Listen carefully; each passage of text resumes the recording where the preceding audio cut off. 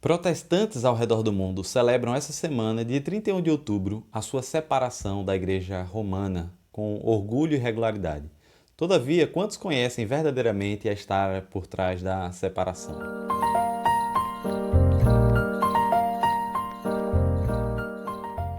Existe uma frase que é: você não pode saber para onde está indo se não souber de onde veio. Pode não ser verdade em toda situação, mas o estado doloroso da ortodoxia bíblica nas igrejas protestantes no dia de hoje demonstra o valor desse antigo provérbio.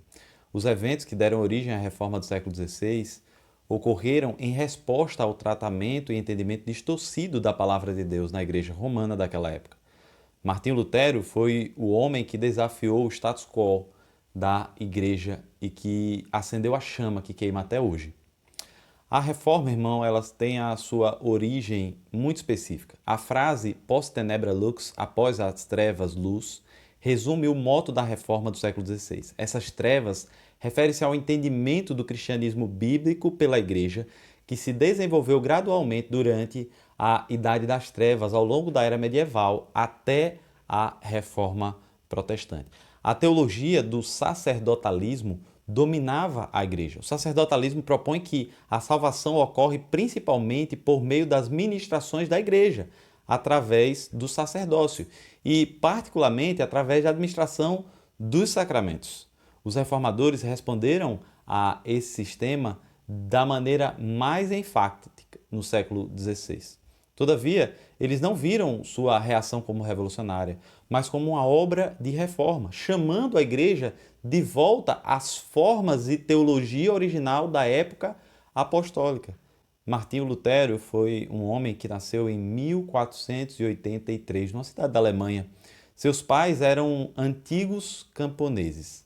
A natureza do pai de Martinho Lutero levou a família da pobreza à riqueza. E ele desejou que seu filho se tornasse um advogado rico e proeminente. Desde a sua juventude, Lutero demonstrou aptidão pelo aprendizado.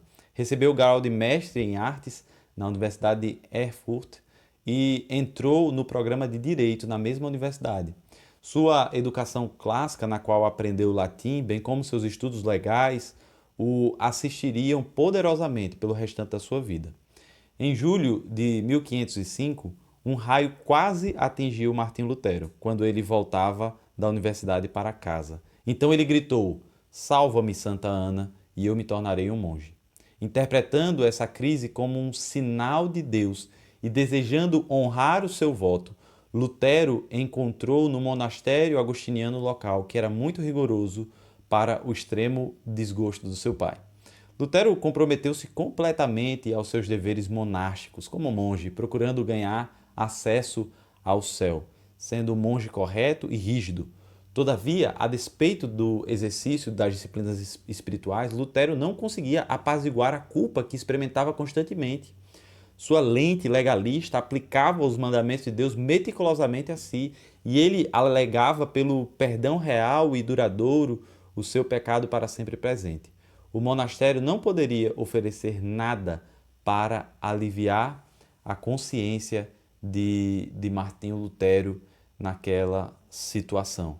Foi nesse contexto que Lutero decidiu a reforma protestante. Na verdade, à luz de velas, então, ele já como professor, já como alguém que estudava profundamente a palavra de Deus, ele lê o texto que está em Romanos, capítulo 1, verso 17.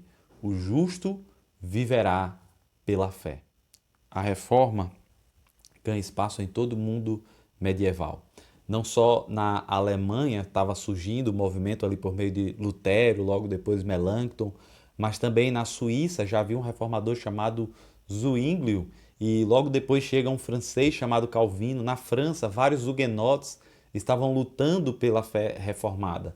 Na Holanda, da mesma forma, desde o Concílio de Orange, na Idade Média, os holandeses já tinham uma certa inclinação à reforma protestante. O norte da Itália, por meio do movimento valdense, também tinha essa mesma inclinação, e a região da antiga Boêmia, onde encontra-se várias nações do leste europeu, também já tinha uma certa inclinação para a reforma por causa do trabalho de John Huss.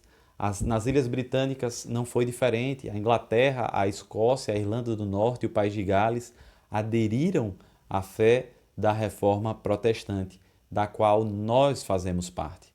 Nesse sentido, a Igreja Presbiteriana do Brasil é parte de um movimento de 503 anos. Completamos agora, no dia 31 de outubro, 503 anos de reforma protestante. O dia que marca essa data, o dia 31 de outubro, foi o dia em que Martinho Lutero afixou as 95 teses. Eram 95 reclamações contra práticas erradas da reforma protestante.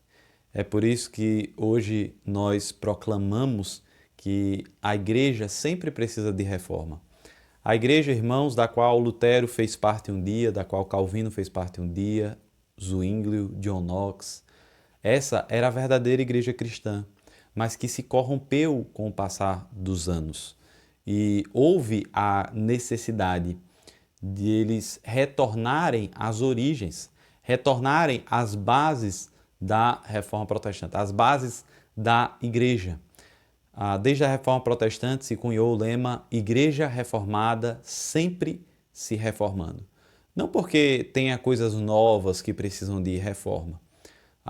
Os termos da reforma nunca foram novidade, foram sempre um retorno aos tempos antigos. Em 1517, Lutero e os demais irmãos surgiram depois, buscavam retornar às verdades da igreja primitiva. Hoje, se nós afirmarmos igreja reformada sempre se reformando, não é no sentido de que a gente vai trazer coisas novas para a igreja, mas no sentido de que sempre precisamos olhar para trás e pensar, será que caímos em algum ponto? Será que existe alguma coisa que precisa ser mais uma vez reformada dentro da igreja? Eu penso que sim, certamente. Nós precisamos continuamente verificar o que temos vivido e comparar com a verdade das Escrituras, com a verdade da Palavra de Deus, se estamos no caminho certo. Que Deus te abençoe, irmãos, e tenha uma excelente semana na presença do Senhor.